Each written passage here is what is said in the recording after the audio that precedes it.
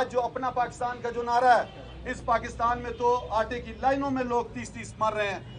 इस पाकिस्तान में तो पार्लियामेंट जो है वो हमला कर रही है, सुप्रीम कोर्ट के ऊपर तकरीरें कर रही है। जो पाकिस्तान हम बनाने चाह रहे थे, नया पाकिस्तान, उसके अंदर पेट्रोल सस्ता था, बिजली सस्ती थी, गैस सस्ती थी, दहशतगर्दी नहीं थी, एक्सपोर्ट बढ़ रही थी, रेमिटेंस ज्यादा आ रहे थे, टैक्स ज्यादा हमने किया। ये जब रूलिंग मैंने दी उसके बाद उसको कालदम करार दिया गया। पूरा पाकिस्तान कहता है कि काश उस रूलिंग को नहीं खत्म किया गया होता तो आज पाकिस्तान बहुत आगे जा चुका होता।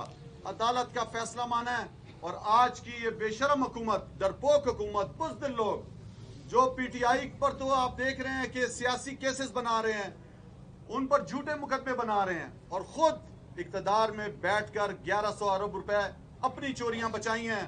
अपने वो नाहल लोग जिनको सुप्रीम कोर्ट ने नाहल करार दिया, उनके लिए कानून साजी कर रहे हैं।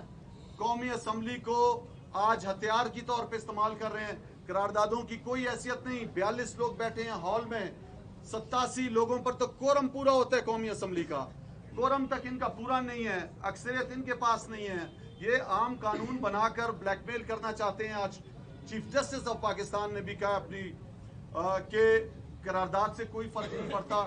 मैं समझता हूं कि अगर पाकिस्तान में आपने कानून की पासदारी करनी है, आइन पर अमल करना है, तो आपको सुप्रीम कोर्ट के फैसले को मानना पड़ेगा।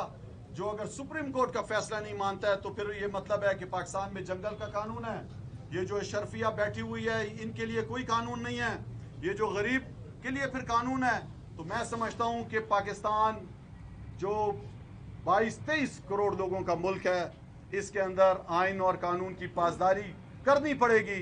पाकिस्तान तहरीक इंसाफ, सिविल सोसाइटी, वुकला, हर कोई आज खड़ा है चीफ जस्टिस के फैसले पर और हर कोई चाहता है कि पाकिस्तान में आइन और कानून की पासदारी हो।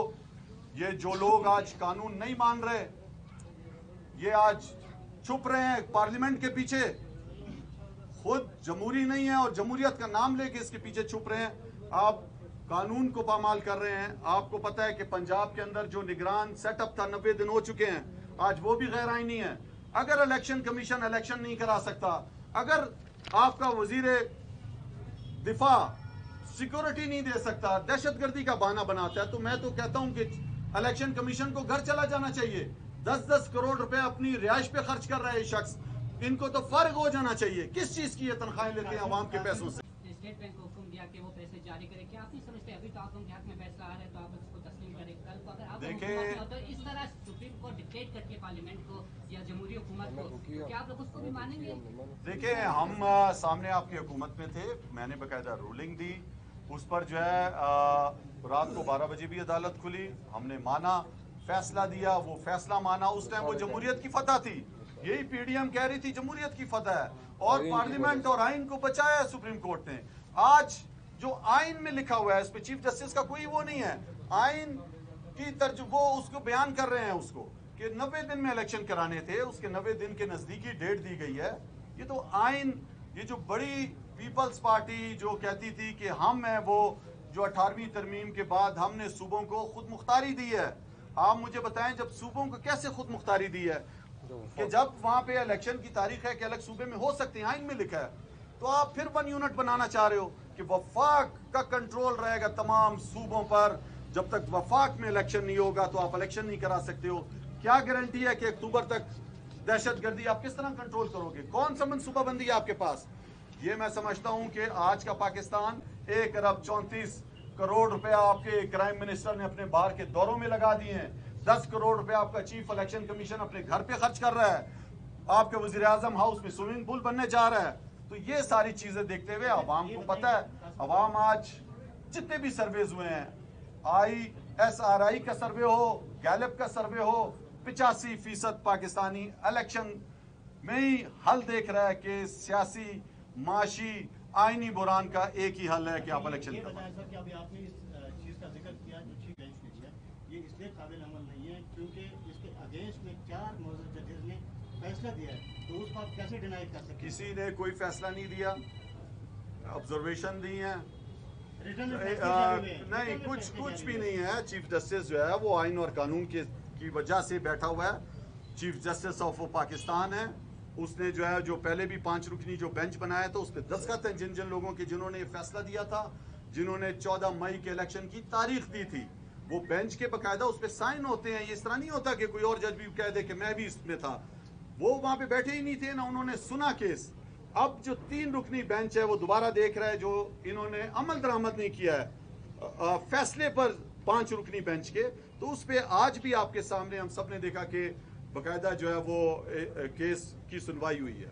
इसमें मैं एडिशन कर दूं, इसमें 4 जजेस का मामला था ही नहीं, इन्होंने जो है ना बनाया हुआ है। इस पे जब बेंच मिनिमाइज हुआ, जब 5 जजेस उसमें रह गए तो 3/2 से जो है ना उसका फैसला हुआ है।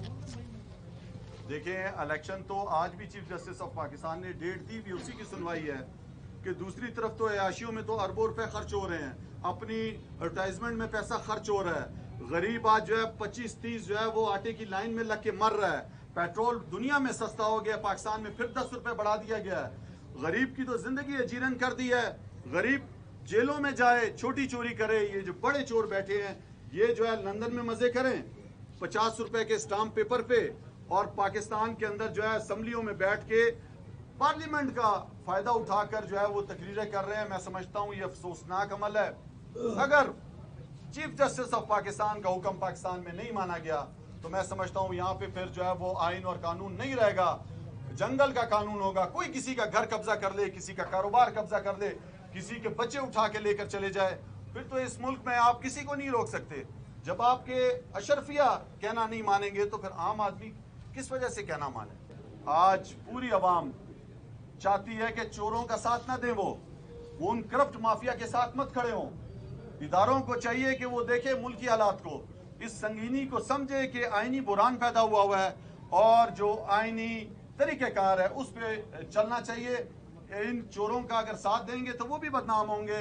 और मैं समझता हूँ अवाम बाशऊर हो चुकी है, कोई भी इस तरह के अमल को वो कभी भी नहीं सराहेगी कि आप एक ऐसे लोगों के साथ खड़े हो जाओ जिन्होंने मुल्क को डिफॉल्ट की तरफ ले गए हैं, जिन्होंने आपने देखा है कि आज हर चीज़ बढ़ाते भी जा रहे हैं लेकिन मुल्क उनके कंट्रोल में नहीं है।